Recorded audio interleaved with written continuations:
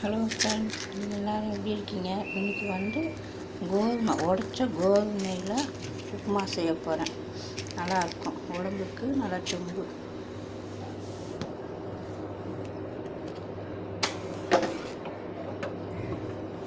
First அடுப்பை பற்ற வச்சுக்கணும். அடுப்பை வச்சு சிம்மில் கொஞ்சம் வைங்க. சிம்மில் வைங்க. சிம்மில் வச்சு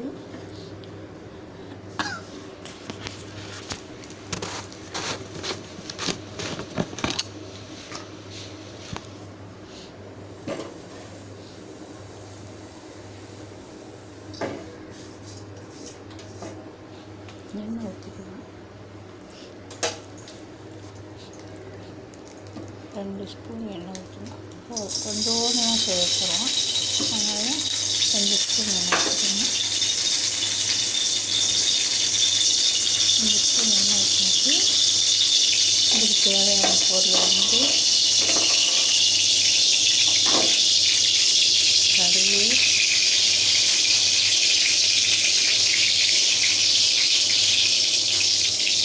பச்சை மிளகாய், வெங்காயம்,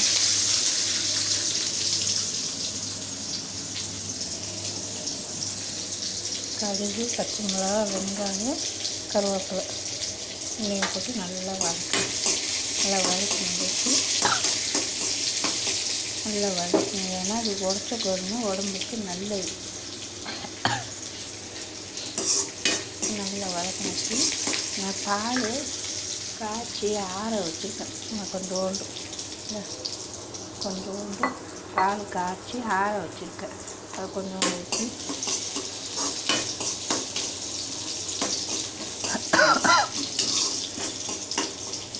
பால் காய்ச்சி ஆற வச்சு இந்த அதில் ஊற்றிக்கணும். ஊற்றி நல்லா கிண்டிடணும். நல்லா கிண்டிட்டு கொஞ்சமாக அதோட தண்ணி ஊற்றணும். சும்மா 1/2 கிளாஸ் டம்ளர் தண்ணி ஊற்றணும்.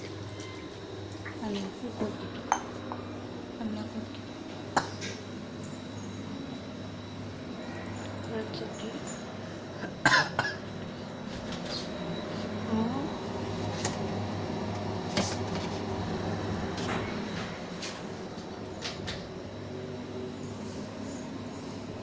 உடைச்ச கோதுமை சும்மா கொஞ்சோண்டு போட்டால் போதும். கொஞ்சோண்டு உப்பு போடும். கொஞ்சம் உப்பு போட்டு நல்லா கிண்டிடணும். நல்லா கொதிக்கட்டும். கொதித்தாலும் சீக்கிரம் வந்து ரவை வெந்து போகும். நல்லா கொதிக்கட்டும். கொதித்த பிறகு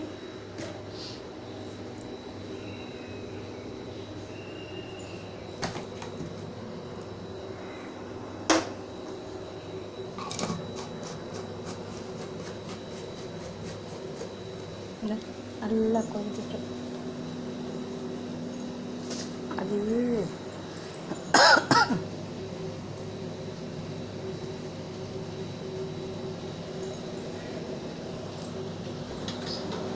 அது கோதுமை நினச்சி எள்ளு டப்பா வச்சுக்கிட்டேன். வெள்ளை எள்ளு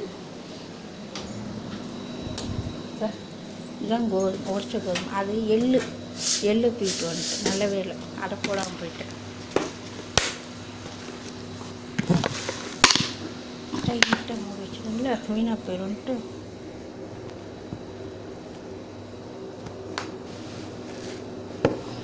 ஒரு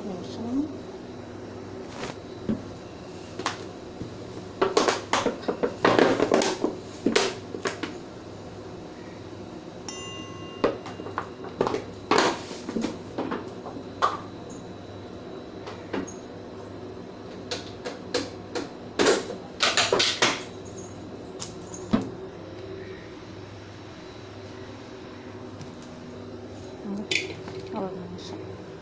நல்லா கொதிச்சு பால் நல்லா கொதித்து ரவை வந்துட்டு கொஞ்சமாக ரவை அப்படியே தூக்கி ரொம்ப போடணும். கொஞ்சோண்டு ஒரு வேட்டுக்காய் மேலே வேட்டு நல்ல வேலை நான் எள்ளு ட்ராப் ஆக்கிட்டு வந்துட்டேன். எள்ளை போட்டு உப்புமா செய்யாமல்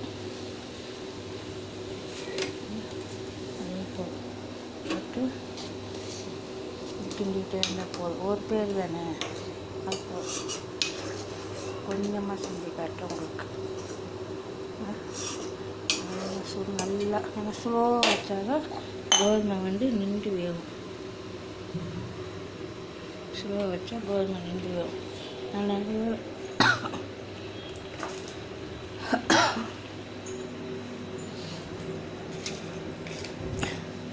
வேலை நான் வெள்ளை எள்ளை கொண்டு வந்துட்டேன். வெள்ளை எள்ளை போட போகணும். இது வெள்ளை எள்ளு, இது கோதுமை ரெண்டையும் ஒன்றா வச்சனால தெரியல.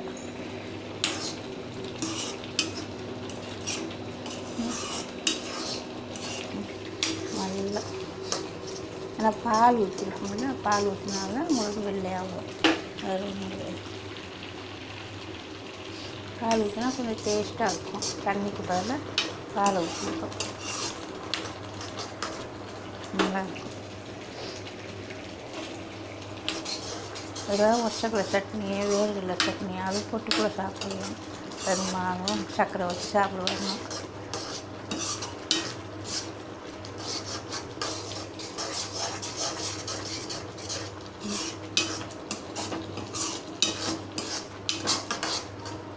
நல்லா ஊற்றி தட்டில் வச்சு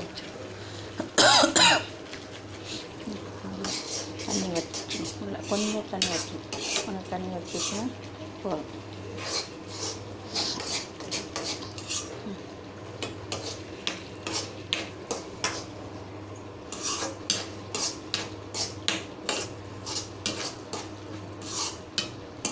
இந்த தண்ணி வற்ற நல்லா கெட்டியாக அப்புறம் அதான் தன்னால் உறைஞ்சிடும்.